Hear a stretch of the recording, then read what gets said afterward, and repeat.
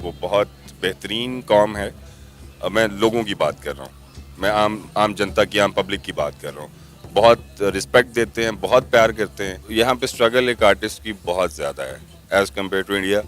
वहाँ पे जितनी दफ़ा भी जाने का इत्तेफाक हुआ है, मौका मिला है जाने का, यही चीज़ मुझे समझ आई वहाँ पे कि एक आर्टिस्ट के लिए, किसी भी तरह के आर्टिस्ट के लिए इंडिया जन्नत है। और फ़र्क कैसे हो सकता है, मतलब ये एक ही खित्ता था, ये सैकड़ों साल साथ रहे हैं। हमारी बहुत सारी चीज़ें उनमें हैं, उनकी बहुत सी चीज़ें हम में हैं। हम बेसिकली तो एक ही हैं। अब ये बड़ी एक सख्त और तल्ख लाइन है, लेकिन ये फैक्ट है, हैं तो एक। जय हिंद दोस्तों, मैं Savita Shukla nation point channel पर आपका स्वागत करती हूं। दोस्तों, आज जो मैं वीडियो लेकर आई हूं, सना अमजद यूट्यूब चैनल का वीडियो है। इन्होंने पाकिस्तान के लोगों से ये पूछा कि अगर इंडिया से आपको कुछ मांगना हो तो आप क्या मांगेंगे, कश्मीर के लोग या कश्मीर की जमीन। तो आइए देखते हैं इस वीडियो में पाकिस्तान के लोग क्या कहते हैं। तो वीडियो को शुरू करते हैं। अस्सलाम वालेकुम। जी वालेकुम सलाम। सर कैसे हैं आप? बहुत अच्छा हूँ। सर सबसे पहले थैंक यू सो मच कि आपने अपना कीमती वक्त हमें दिया। सर सबसे पहले मैं आपसे ये जानना चाहूँगी कि आपका एक्टिंग से ताल्लुक़ है, आप इतने अरसे से इस शोबे के साथ मुंसलिक हैं, 20 से 21 बार एज एक्टर इंडिया भी जा चुके हैं, तो आपका इंडिया के एक्टर्स के साथ वहाँ जाकर काम करना, इंडिया में जाकर काम करना, आपका कैसा एक्सपीरियंस रहा? बहुत अच्छा तजुर्बा रहा मेरा इंडिया जाने का और वहाँ काम करने का। अदाकारी के शोबे से मैं तकरीबन 9 साल से वाबस्ता हूँ। डिबेटर था काफ़ी अच्छा मैं, स्कूल, कॉलेज, यूनिवर्सिटी तक। और उसके बाद अजोका थिएटर ज्वाइन किया। कोई प्लानिंग नहीं थी ऐसी, कोई प्लांटेड ये सारा कुछ नहीं हुआ। और आई वेंट टू अजोका थिएटर। वहाँ एक प्ले हो रहा था उन दिनों, उसमें एक छोटा सा किरदार दिया गया मुझे और फिर सिलसिला चल निकला। तो सर इंडिया जाने का इत्तेफाक कैसे हुआ? पहली दफ़ा कब और कैसे इंडिया जाना हुआ? मैं 21 से ज़ायद दफ़ा इंडिया जा चुका हूँ और ये सारे दौरे मेरे अजोका थिएटर के साथ थे। 2012 में आई थिंक मैं फ़र्स्ट टाइम गया था। अमृतसर में हमने नाटशाला एक आर्ट काउंसिल टाइप जगह है, वहाँ हमने परफॉर्म किया था। और उसके बाद मेरा ख़्याल है दिल्ली में, चंडीगढ़ में, गुड़गांव में, कुरुक्षेत्र में, अहमदाबाद और हैदराबाद दक्कन में, इन हर जगहों पे परफॉर्म किया है। सबसे ज़्यादा मज़ा जो है वो मुझे दिल्ली में नेशनल स्कूल ऑफ ड्रामा और कमानी ऑडिटोरियम है वहाँ परफॉर्म करने का बहुत मज़ा आया। टैगोर हॉल है यहाँ चंडीगढ़ में, वहाँ पे हमने अपना एक फ़ेमस प्ले बुल्ला वो परफॉर्म किया था। सो बहुत अच्छा रहा, जब भी गया हूँ बहुत प्यार मिला है। और आर्ट लविंग नेशन है इंडियन कॉम, आर्ट को बहुत पसंद करते हैं और आर्टिस्ट की बहुत कदर करते हैं। तो सर वहाँ के आर्ट में, वहाँ के आर्टिस्ट में और पाकिस्तान के आर्टिस्ट में कितना फ़र्क देखा आपने? पाकिस्तान के आर्टिस्ट की अगर हम बात करें तो यहाँ पे स्ट्रगल बहुत ज़्यादा है, बहुत ही ज़्यादा है। उसकी मैं आपको मैं अपनी एग्जांपल ही दे सकता हूँ कि 2013 की बात है। नेशनल स्कूल ऑफ ड्रामा से कुछ लोग परफॉर्म करने के लिए आए, तो उनसे दोस्ती हो गई, उनसे गपशप हुई। और एक एक्टर था एनएसडी का, गुरिंदर नाम था उसका। ही सेड टू मी कि आपको पाकिस्तान में थिएटर करने के पैसे मिलते हैं। अब ये बड़ा एक वियर्ड सवाल था। मैंने कहा बिल्कुल मिलते हैं। तो ही सेड टू मी कि आप बड़े लकी हैं कि आपको पाकिस्तान में आप थिएटर कर रहे हैं और आपको इसके पैसे मिलते हैं। It's been almost 7, 8, 9 years.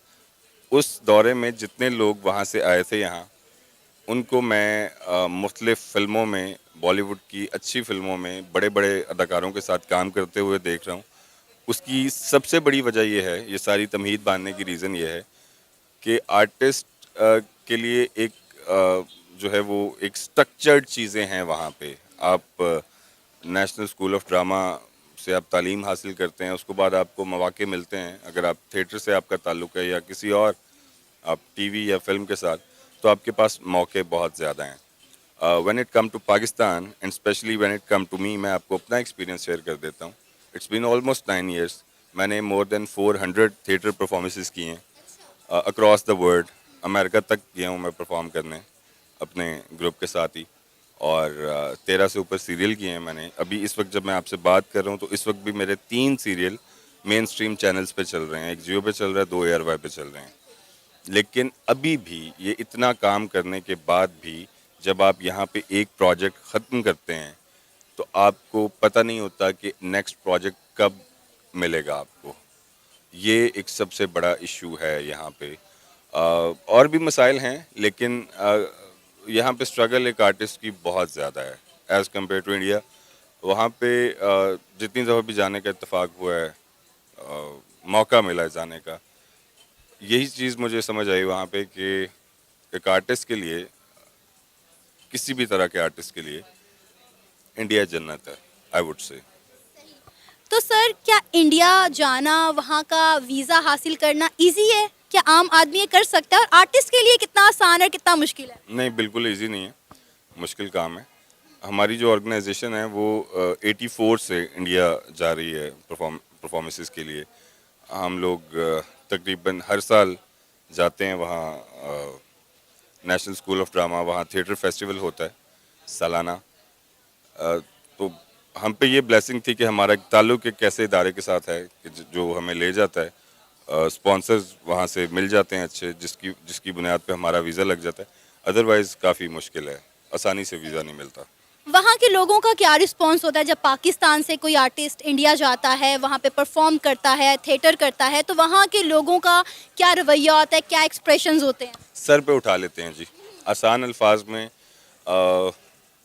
मुझे ये बात बड़ी मतलब दुख के साथ कहनी पड़ रही है कि यहाँ पे लेट्स सपोज, आसान भाषा में आपको बता देता हूँ कि अगर यहाँ पे हमने एक ड्रामा परफॉर्म किया है कहीं भी, किसी भी शहर में, आप उस ख़ास अरसे के लिए स्टार हैं।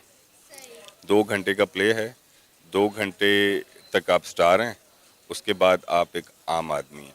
अच्छा, आम आदमी होने में कोई मसला नहीं है, लेकिन जो एक फ़न की कद्र है वो मतलब वो लोग याद रखते हैं अभी भी। अगर मैं काउंट करूं तो मेरे ज़्यादा दोस्त परफॉर्मिंग आर्ट्स से रिलेटेड जो हैं वो ज़्यादा इंडिया से हैं। मेरी उनसे डेली बेसिस पे बात होती है, वो काम मेरा देखते हैं और शायद यहाँ से ज़्यादा वहाँ देखते हैं। अच्छा सर, वहाँ के लोगों के रवैये कैसे थे जब आप लोग वहाँ पर गए? तो वहाँ के लोगों को कैसा पाया? क्योंकि इस वक्त पाकिस्तान और इंडिया की आवाम जो है, इनके दरमियान, इनके दिमागों में बहुत नेगेटिविटी है एक दूसरे को लेकर। आप देखें सोशल मीडिया प्लेटफॉर्म पे बड़ा बुरा भला कहते हैं ये लोग एक दूसरे को, लेकिन आपने कैसा पाया वहाँ के लोगों को?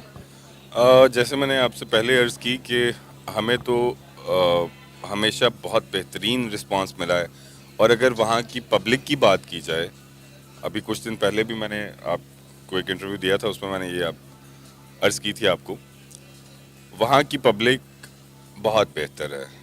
मेरे बहुत से दोस्त मेरे मुखालिफ हो जाएंगे ये बात कहने के बाद, लेकिन जो मेरा पर्सनल एक्सपीरियंस है, ज़ाती एक्सपीरियंस है, मैं काफ़ी जगहों पे गया हूँ। पंजाब पूरा देखा है मैंने, दिल्ली, कुरुक्षेत्र, जिंद-जोजवान एक जगह है, मतलब मैं भूल भी गया हूँ बहुत सारी जगह। हर जगह बहुत ज़बरदस्त रिस्पांस आया है, हर जगह वो बड़ी इज़्ज़त करते हैं। बल्कि I would love to tell you something, मैं अमृतसर में Indian Academy of Performing Arts, yes, वहाँ हमारा एक थिएटर प्ले था। जिस होटल में हम लोग रुके थे उसके नीचे एक शॉप थी एक सरदार जी की। मैं गया वहाँ, मुझे कुछ ख़रीदना था और मैंने उनसे चीज़ें वीज़ें लीं और मैं उर्दू बोल रहा था। ही सेड टू मी कि कित्थों आए हो तुसी? मैंने कहा, मैं भी मूड में था, मैंने कहा आप गेस करें मैं कहाँ से आया हूँ। कहते लखनऊ से आए हैं आप? मैंने कहा नहीं। कहते दिल्ली से आए हैं? मैंने कहा नहीं। कहते फिर कहाँ से आए हैं? मैं कहा मैं लाहौर से आया हूँ। पाकिस्तान तो आए हो? मैं कहा जी। आप यकीन कीजिए, और ये मैं कोई एग्जैजुएशन या ये इंटरव्यू के लिए मसाले के लिए नहीं कह रहा, ये सच है। उन्होंने मुझसे पैसे नहीं लिए। मैंने बहुत इंसिस्ट किया उनको कि आप तो खुदा दा वास्ते ले लो कुछ, लेकिन उन्होंने पैसे नहीं लिए। और बड़ी मतलब उन्होंने जो है वो बड़ा अच्छा मतलब इज़्ज़त अफजाई की। ये एक वाक़या था, ऐसे बहुत से वाक़यात हैं।